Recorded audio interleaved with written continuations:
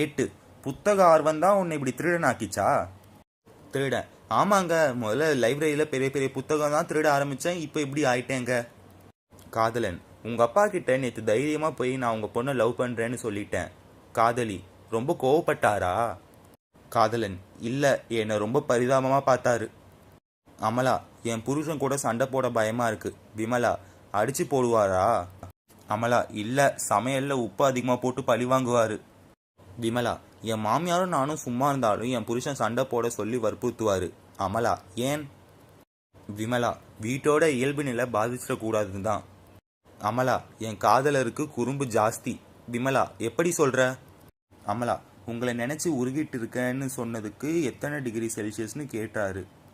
கமலா, என்னை என் காதலர் ஏமாற்றி கல்யாணம் பண்ணிட்டார். மாலா, என்ன சொல்லி ஏமாத்தினாரு? கமலா, சமைக்க தெரியும்னு தான். அமலா, என் மகளுக்கு கல்யாணம் நிச்சயமான நாள்லேருந்து தினமும் என் கூட சண்டை போடுறா. விமலா, ஏன் மாப்பிள்ளை பிடிக்கலன்னா? அமலா, அப்படியெல்லாம் இல்லை, மாமியார் கூட சண்டை போடுறதுக்காக பயிற்சி எடுக்கிறா. அமலா, உங்கள் வீட்டு டிவியில் ராத்திரி 10 மணி நியூஸ் வரும்போது டிவியில் படம் ஏன் சின்னதாக தெரியுது? விமலா, அது செய்தி சுருக்கம் தானே, அதான் அப்படி தெரியுது. தோழி 1, அவ்வளவு பெரிய கட்டு போட வேண்டிய அளவுக்கு உன் புருஷன் காதில் எப்படி அடிபட்டது?